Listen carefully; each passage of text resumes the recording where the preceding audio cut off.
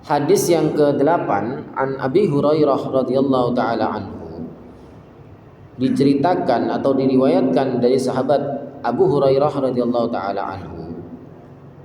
Qala, berkata, qala Rasulullah sallallahu alaihi wasallam, Rasulullah sallallahu alaihi wasallam bersabda, tuhuru ina'i ahadikum, menyucikan atau sucinya wadah salah seorang di antara kalian, idza walagha fihil kalbu, jika terkena jilatan anjing, jika terkena jilatan anjing atau mendapat kena liur anjing, an yaghsilahu, dia membersihkannya atau menyiramnya atau membasuhnya sab'a marratin, sebanyak 7 kali. Ulahunna, ya, yang pertamanya biturabi, dengan debu. Akhrajahu Muslim, hadis ini ditakhrij ya oleh Imam Muslim atau dihimpun oleh Imam Muslim dalam kitab Sahih Muslim. Wa fi lafdzin lahu, dan ada satu redaksi dari Imam Muslim, riwayatnya menggunakan kata falyuriqhu. Ya, falyuriqhu itu artinya adalah menggosoknya ya dengan debu. Walid Tirmidzi ukhrahunna biturab, ya. Dan di dalam redaksi di dalam riwayat yang diriwayatkan oleh Imam Tirmidzi, redaksinya itu ukhrahunna biturab, ya. Ketika awalnya dengan air, ya, menggunakan di sini ulahunna biturab, ya. Bahasa yang lain menggunakan kata ukhrahunna, ya, selain dengan air itu menggunakan debu. Al-ma'na al-ijmali, makna secara global hadis ini bahwasanya di Rasulullah sallallahu alaihi wasallam mu'jizatun katsiratun. Jadi Nabi Muhammad sallallahu alaihi wasallam itu memiliki banyak mukjizat. Wa hadhihi, dan ini ihdal mu'jizat, salah satu dari mukjizat Nabi Muhammad sallallahu alaihi wasallam. Mukjizat itu sebetulnya bukan artinya keajaiban, ya, tapi makna aslinya adalah hal-hal yang dapat melemahkan dari orang-orang yang menantang atau tidak percaya terhadap Nabi Muhammad SAW. Itu makna asli dari mukjizat, ya. Dalam makna yang mutakhir, ya, biasanya anak-anak digampangkan dengan artinya keajaiban-keajaiban, sesuatu yang di luar dari kebiasaan, ya, dan dialami oleh Rasulullah SAW dan nabi-nabi atau rasul yang lain. Falaqad athbatat tibbu al-haditsu, telah menetapkan, ya, kedokteran modern. Jadi kedokteran modern itu telah menetapkan anna fi lu'abil kalbi jarathim, bahwasanya dalam liur anjing itu terdapat virus, ya, mikrobat, ya, mikroba. La yaqtuluha illa turab, la yaqtuluha illa turabu, yang tidak dapat dimatikan kecuali dengan debu. Al-mamzuju bil ma'i, yang dicampurkan dengan air. Walidha hadda syari'ul hakim, oleh karena itu syariat, ya, al-hakim yang bijaksana itu memotivasi atau mendorong ala iraqati ma yashrabul kalbu minhu, untuk menggosok, gitu ya,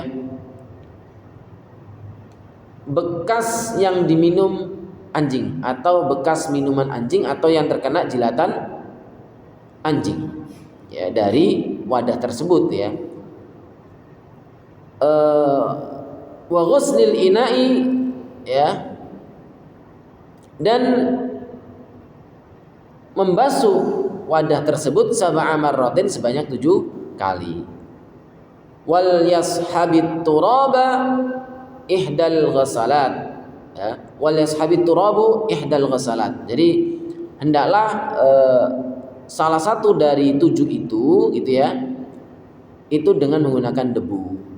Jadi basuhannya 7 kali, ya. Ada yang mengatakan ulahunna, ada yang mengatakan yang pertama dengan debu, gitu ya.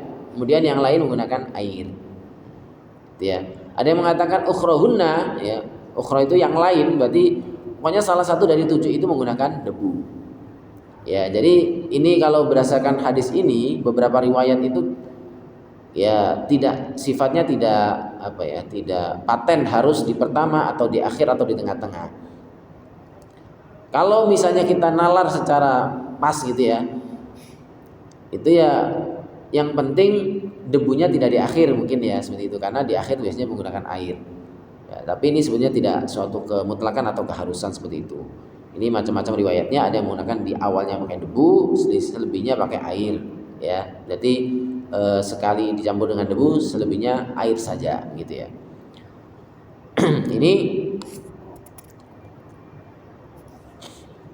Ini merupakan kalau di dalam kitab fikih gitu ya.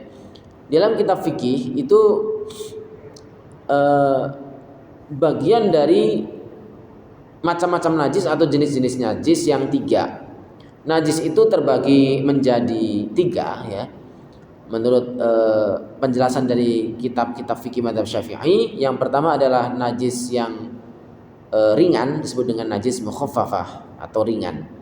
Najis mukhaffafah ini dicontohkan oleh para ulama dengan pipisnya atau air kencingnya anak kecil laki-laki yang belum makan selain ASI. Tuh. Selebihnya itu disebut dengan ya, maksudnya kalau udah minum selain ASI, ya, makan selain ASI, ya, udah pakai MPASI, pakai biskuit, pakai susu, formula dan sebagainya, maka itu sudah tidak masuk mukhaffafah lagi, masuknya mutawassithah. Mutawassithah itu najis yang sedang. Jadi sedang itu ya najis yang sebagaimana kita tahu ya, cukup dengan menghilangkan salah satu dari 3 sifat yang kemarin kita sebutkan, yaitu warnanya, baunya, dan rasanya. Kalau ketiga-tiganya sudah hilang, otomatis najis itu sudah hilang. Ini adalah najis mutawassithah. Dan najis yang ketiga, ya najis mutawassithah itu macam-macam, seperti kotoran manusia, kotoran hewan, pipis manusia, gitu ya, pipis hewan, ya, itu dan sejenisnya, ya, kotoran-kotoran lainnya, ya, gitu ya. Itu najis mutawassithah. Termasuk bangkai juga, gitu ya. Kalau bangkai itu basah ya, atau darah gitu ya, yang mengenai kita sama-sama basah atau basah dengan kering ya, bukan sedang kering-kering ya. Kalau kering dengan kering insya Allah tidak terpengaruhi najis gitu. Tapi kalau satu basah satu kering kena biasanya tempel. Nah ini disebut dengan najis mutawassithah. Najis yang ketiga adalah ini yang sedang hadis yang kita bahas ini, yaitu najis yang berat, najis yang mughalladhah. Najis yang berat, najis yang ketiga, yaitu najis mughalladhah. Najis yang berat itu ya, ini ada yang mengatakan ya, menjelaskan hadis ayyaghsilahu sab'a marratin, hendaklah dia membasuhnya sebanyak 7 kali ini. Ada yang mengatakan ini mu'allalah. Mu'allalah itu adalah alasan secara logis ya, yang menurut akal ya, banyak gini, ibadah yang diperintahkan oleh Allah SWT atau Rasulullah SAW itu ada kalanya yang mu'allalah, ada yang ta'abudiyah. Mu'allalah itu adalah ada alasan tertentu mengapa ibadah itu diperintahkan. Ta'abudiyah itu adalah ibadah yang udah kamu ikut saja apa kata Nabi, apa kata Allah, nggak usah dipikirkan mengapa alasannya. Nah dalam masalah ini ada yang mengatakan mu'allalah, ada yang mengatakan ta'abudiyah dalam masalah mengapa harus dibasuh sebanyak 7 kali. Ada yang mengatakan ini adalah illatu wujubil ghusli sab'an najasatul qalbil mughalladhah. Jadi mengapa kok disuruh 7 kali? Karena ini najisnya mughalladhah, najis yang berat. Wa inda akharin al-illatu fihi ta'abudiyah. Ada yang mengatakan alasannya ini udah apa kata Allah, apa kata Rasulullah, udah kita ikut saja gitu ya. Nah ini kalau orang-orang modern ini kadang-kadang tidak percaya, tidak yakin, dan ini yaitu harus ada landasan secara ilmiah, karena ini kaitannya dengan ilmu kimia atau biologi ya, terkait dengan mikroba dan lain sebagainya itu ya. Tapi ini saya pernah menghadapi ada seseorang gitu ya, yang kebetulan dia itu merawat anjing di rumahnya. Dia termasuk orang yang tidak percaya dengan hadis ini, Muslim ya, Pak Haji gitu ya, di satu daerah tertentu. Dia bilang begini, anjing itu liurnya mengapa sampai dinajiskan? Kok bisa orang-orang atau ada yang mengatakan itu pemahaman yang ketinggalan zaman kalau kata dia. Kenapa? Kata dia ini air liur anjing itu kalau orang sedang kena luka dikasih air liur anjing itu lukanya mudah atau cepat sembuh kata dia. Ya kita karena orang tua ya saat itu ya kita masih baru usianya sekitar 20-an jadi nggak berani berdebat saat itu. Ya ikut ya saja gitu aja. Ya. Ini sebetulnya karena dasar tidak tahu itu yang pertama. Yang kedua, kalaupun ada penelitian secara ilmiah gitu ya, buktikan bahwasanya memang bisa dibersihkan selain menggunakan 7 kali itu gitu ya. Ya kalau misalnya ada penelitian ya yang menyatakan bahwasanya cukup dibasuh sekali 2 kali dengan menggunakan zat tertentu dan bisa hilang itu, ya mungkin dalam mazhab mu'allalah ya, mazhab atau pendapat yang bahwasanya pendapat ini adalah sifatnya bukan ta'budiyah ya, karena dalam masalah ini memang ada dua pendapat ya. Pendapat paling selamat ya udah ini perintah agama, udah ikuti saja gitu ya. Pendapat yang kedua kaum rasional ya ini kalau misalnya tidak harus pakai 7 kali, kenapa harus 7 kali? Kan itu boros-borosin air gitu kata orang yang rasional. Ya dengan syarat tadi ada penelitian yang ilmiah yang menyatakan bahwasanya memang bisa hilang ya mikroba itu jika menggunakan zat tertentu, misalnya sabun tertentu gitu ya. Ya oke gitu ya. Itu pun menurut pendapat yang rasional. Memang dalam bab fikih itu memang ada beberapa mazhab itu ya, salah satunya mazhab rasionalis ya, semuanya itu bisa dinalar gitu ya. Ada yang mazhab ikut saja gitu ya. Ini termasuk dalam masalah wudu. Dalam masalah wudu itu ada yang bilang bahwasanya niat itu bukan bagian dari rukun. Ada yang bilang begitu. Kenapa? Karena bersuci itu bagian dari hal yang dimasuk akalkan gitu ya. Maksudnya apa? Ini tanpa niat pun ya sudah sah gitu. Karena orang setiap mau wudu ya pasti pengen wudu gitu ya, tanpa harus diniatkan pun sudah wudu. Dan ini adalah kaitannya dengan bukan soal karena perintah, tapi karena ini adalah memang untuk sebelum sholat ya kita bersihkan diri dulu gitu ya. Nah, ini pertanyaannya adalah begini, loh kenapa harus menggunakan urutan seperti itu? Nah, ini kan jadi pertanyaan juga kalau bagi menolak orang kalangan rasionalis.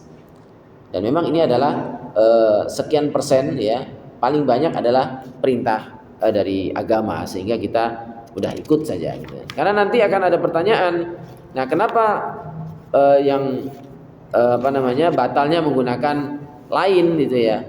Kita bersihkan semuanya, tapi kenapa batalnya kok dengan menggunakan angin yang keluar sudah batal gitu ya, dan lain sebagainya. Itu kan nggak nyambung kan itu. Dan ini adalah bagian dari perintah Allah Subhanahu Wa Taala melalui lisan Rasulullah Sallallahu Alaihi Wasallam. Fiqhul hadis, makna hadis ini secara fikihnya menunjukkan bahwasanya najasatu famil kalbi najasatan mughalladhah. Ya, bahwasanya najisnya bibir atau mulutnya anjing itu najis mughalladhah, najis yang berat. Wa ulhiqa bihi sa'ir badanihi qiyasan alaihi 'indal jumhur. Pendapat pertama menurut mayoritas ulama yaitu madhab Syafi'i, madhab Hambali khususnya, dan madhab Hanafi, bahwasanya tidak hanya liurnya, tidak hanya bibirnya yang berkaitan dengan mulut dan liur itu atau lidah, tetapi dikiaskan, disamakan, dianalogikakan ya seluruh tubuh dari anjing itu menggunakan kias, yaitu menurut jumhur ulama. Sehingga apa? Ketika misalnya nih anjing badannya basah, kemudian kita sentuh, menurut mayoritas ulama najis mughalladhah, tidak hanya hasil jilatannya saja. Ya, ini menurut mayoritas ulama. Tetapi waqala Malik, menurut Malik bitoharatihi, tidak seperti itu. Jadi eh,